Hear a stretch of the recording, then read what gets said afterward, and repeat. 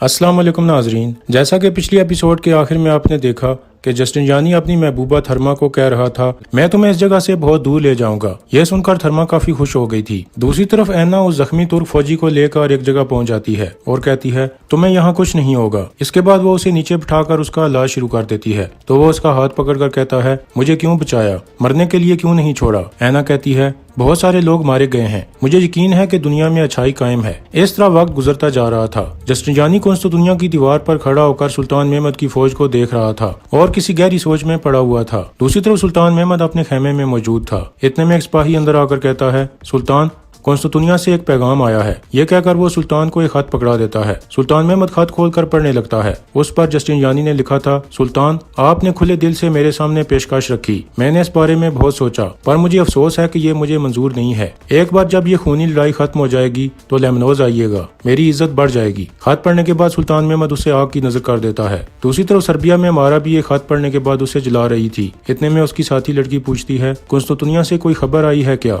तो मारा कहती है, मेहमद अभी भी दीवारों के बाहर ही है। फिर वो लड़की कुछ कागज देते हुए कहती है, शायद इसे पढ़कर आपको अच्छा लगे। यह सुनकर मारा उन कागजों को गौर से देखने लगती है। दरअसल इन कागजों पर माहिर फल्कियात ने मुस्तकबिल की पेशगोइयां की हुई थीं। उस जमाने में कुछ लोग इन चीजों पर काफी यकीन रखते थे। पेशगोइयां देखने के बाद मारा पूछती है, क्या ये सच है? तो लड़की कहती है, खवातीन नजूमियों ने पक्का बताया है, ऐसा होना तय है। फिर मारा कहती है, ये खबर मैं खुद लेकर जाना चाहती हूँ। इसके बाद अगला दिन शुरू हो जाता है। दुनिया में नया मसला पैदा हो रहा था। एक आदमी कह रहा था, शहंशाह, कोई करिश्मा होना चाहिए, हमारा खजाना तो कब का खाली हो चुका और अब वक्त भी नहीं है। और कुछ सिपाही छोड़कर भागने की बात कर रहे हैं, अगर उन्हें तनख्वाह नहीं दी गई तो।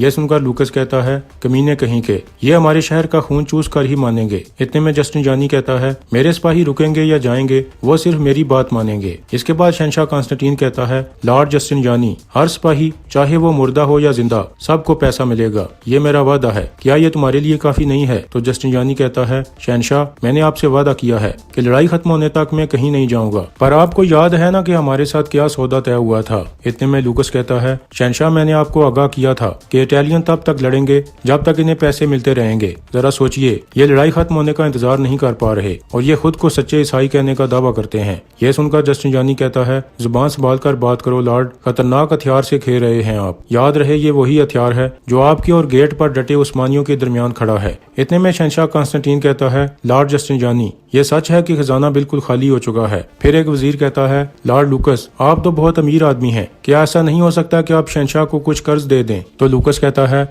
मैं अपना सब कुछ दे चुका हूँ, अब बस मेरी जान ही बची है जो मैं खुशी खुशी देने को तैयार हूँ। यह सुनकर शहंशाह कॉन्स्टेंटीन मजीद परेशान हो जाता है, लेकिन वो भी हार मानने वालों में से नहीं था। फिर वो कहता है, ऊपर वाला है ना, जरूरत के वक्त वही साथ देगा। इसके बाद शहंशाह कॉन्स्टेंटीन हुक्म देता है कि दुनिया में मौजूद हर तरह के लोहे को पिघलाकर उन्हें सिक्कों में तब्दील कर दिया जाए ताकि उन सिक्कों से किराए के इटालियन फौजों को पैसे दिए जा सकें। इस तरह धड़ाधड़ सिक्के बनाने का काम शुरू हो जाता है। इस काम में मजहबी अलामतों को भी पिघला दिया जाता है। दुनिया के हालात बहुत ज्यादा खराब होते चले जा रहे थे। तभी उम्मीद की एक किरण मेडिटेरियन सी में दिखाई दी। दो बिजांतीनी उस बहरी बेड़े को देखकर चौंक जाते हैं। आखिरकार वीनस ने एक बड़ा बेड़ा तैयार करके दुनिया की तरफ भेज दिया था। फिर एक सिपाही कहता है, हमें दुनिया को बताना होगा। ये कहकर वो हरकत में आ जाते हैं। इस तरह दुनिया की मदद के लिए आने वाले जंगी जहाजों की अफवाहें सच साबित हुई। सुल्तान मेहमद को यही खदशा था कि कहीं वीनस से कोई बड़ा बेड़ा रोमियों की मदद के लिए न आ जाए। सुल्तान मेहमद अपने खास आदमियों को अपने खेमे में इकट्ठा कर लेता है और कहता है, मैंने तुम्हें जितनी छूट देनी थी वो दे दी, बदले में तुम लोगों ने मुझे क्या दिया? कुछ भी नहीं। खलील पाशा,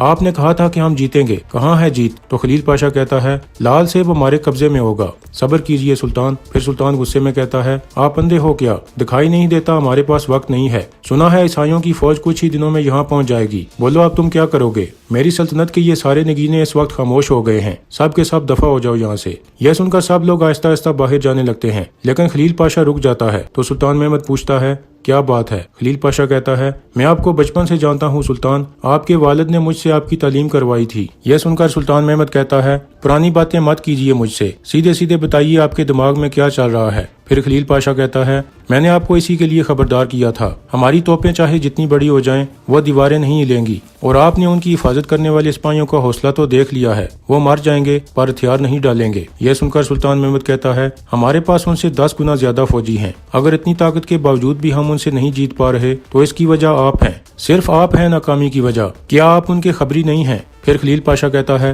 कुस्तुतुनिया कभी न कभी गिर जाएगा, पर मुझे नहीं लगता कि इन हालात में कुछ किया जा सकता है। इसके बाद सुल्तान मेहमद अपनी तलवार उतार कर एक सिपाही को दे देता है और अपनी निशिस्त पर बैठ जाता है। फिर खलील पाशा कहता है, समझौते का पैगाम फिर भेजिए, इस बार वो जरूर कबूल करेंगे। आप जो चाहते हैं मांग लीजिए, ये हमारी जीत की तरह ही लगेगा। बदले में उनके शहर को अभी के लिए छोड़ दीजिए और दोबारा हमला तब करें जब वो कमजोर हों और आप ज्यादा ताकतवर, तब हमें कोई नहीं रोक पाएगा। कम से कम मुझे इजाजत दीजिए कि मैं समझौते की शर्तें तैयार करूं, बाकी जैसा आप कहेंगे। अगर आपको मंजूर हुआ तो हम शर्तें शहंशाह को भेज देंगे। यह सुनकर सुल्तान मेहमद सोच में पड़ जाता है और फिर वजीर आजम खलील पाशा को जाने का इशारा करता है। दूसरी तरफ बैरी बेड़े के बारे में सुनकर कुस्तुतुनिया के शहंशाह के मन में उम्मीद की एक किरण पैदा हो गई थी। वो जस्टिनजानी से पूछ रहा था, और कितना वक्त है? जस्टिनजानी कहता है, ज्यादा से ज्यादा 6 दिन। फिर शहंशाह पूछता है, क्या उस वक्त तक तुर्कों को रोक सकते हो? तो जस्टिनजानी कहता है, बिल्कुल। फिर शहंशाह कहता है, लॉर्ड लूकस, लॉर्ड फ्रांसिस, जस्टिनजानी को लड़ाई में जिस चीज की जरूरत हो वो इन्हें मिलनी चाहिए। हमें हर कीमत पर उन उस्मानियों को रोकना होगा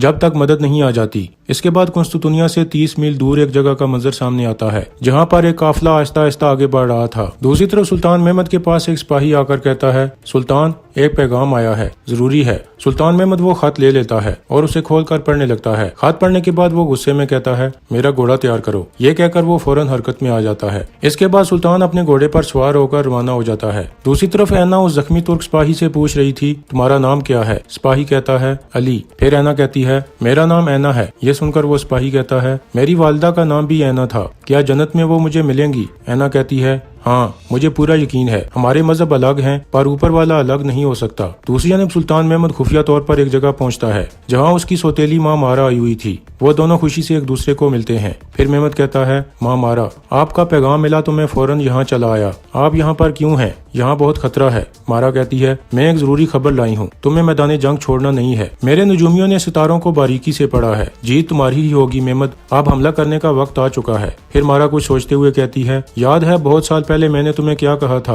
कि जब सारी उम्मीदें खत्म हो जाएंगी तब लाल चांद आसमान पर चमकेगा। क्या तुमने आज चांद को देखा है? इसके बाद वो दोनों चांद की तरफ देखते हैं तो वो सुर्ख लाल था, यानी चांद गिरन लग रहा था। आमतौर पर चांद गिरन को बुरी अलामत समझा जाता था, लेकिन उस वक्त उस्मानी नजूमियों ने अंदाजा लगाया कि अब जो चांद गिरन होगा वो उनके लिए नहीं बल्कि उनके दुश्मनों के लिए बुरा होगा। फिर मारा कहती है, तुम्हें खुद पर यकीन रखना चाहिए। अब जाओ, मैं तुमसे फिर मिलूंगी जब तुम कुस्तुतुनिया के तख्त पर बैठोगे। इस तरह मुलाकात खत्म हो जाती है और फिर सुल्तान मेहमद अपने घोड़े पर सवार होकर वापस रवाना हो जाता है। वो समझ गया था कि अब मरने और मारने वाला मरहला आ गया है, हर चीज उसके हक में है। इधर सुल्तान मेहमद के साथी लोग भी चांदगिरन देख रहे होते हैं। फिर वजीर आजम खलील पाशा कहता है, सुल्तान के आने तक समझौते की शर्तें लाजमी तैयार होनी चाहिए। इसी दौरान कुस्तुतुनिया के लोग भी चांदगिरन देख रहे थे। शहंशाह कांस्टेंटीन भी बाहर आकर चांदगिरन देखने लगता है और काफी परेशान हो जाता है, क्योंकि नजूमियों की जानिब से एक पेशगोई की गई थी कि कुस्तुतुनिया की हार एक चांदगिरन के बाद ही होगी। इसी वजह से कुस्तुतुनिया के लोग बहुत परेशान हो जाते हैं। इधर सुल्तान मेहमद वापस पहुंच जाता है। वो घोड़े से उतरता है तो खलील पाशा कहता है, सुल्तान, समझौते की शर्तें तैयार हो गई हैं। यह सुनकर सुल्तान मेहमद सख्त गुस्से में आ जाता है और कहता है, आपकी आंखें खराब हो चुकी हैं क्या? यह हमारा वक्त है। इसके बाद सुल्तान मेहमद बुलंद आवाज में कहता है, मेरे भाइयों, ताकत जमा करो और तैयार हो जाओ। नजूमियों ने साफ कह दिया है, ये वक्त हमारा होने वाला है। कोई शक मत करो, अपनी ताकत पर भरोसा रखो। अल्लाह हमारे हर सिपाही के साथ है और हम जीत हासिल करेंगे। यह सुनकर सब सिपाही पुरजोश हो जाते हैं और अल्लाह अकबर के नारे लगाने लगते हैं। दूसरी तरफ लूकस कह रहा था, अच्छी तरह पी लीजिए, अब हमें जान लगा कर लड़ना होगा। यह सुनकर शहंशाह कांस्टेंटीन अंदर चला जाता है। दूसरी तरफ सुल्तान मेहमद ने अपनी फौज को जंग के लिए तैयार कर लिया था। उसका नसीब कुस्तुतुनिया की दीवारों पर लिखा जाने वाला था। इसके बाद अगला दिन शुरू हो जाता है। वजीर आजम खलील पाशा कह रहा था, सुल्तान, मेरी इल्तिजा है, आप इस मामले को मजीद मत खींचिए। अगर हम नाकाम हुए। इतने में सुल्तान मेहमद सख्त गुस्से में कहता है, अगर हम नाकाम हुए, अगर वीनस की 1 लाख फौज यहाँ पहुँच गई, अगर सीजर अपनी कब्र से उठकर अपनी फौज का सिपा सलार बन गया, अब अगर मगर का वक्त नहीं है पाशा, हमें हर हाल में जीतना है। खलील पाशा कहता है, बड़ी कीमत चुकानी होगी सुल्तान। तो सुल्तान मेहमद कहता है, आपने बार बार मुझे पीछे हटने को कहा खलील पाशा,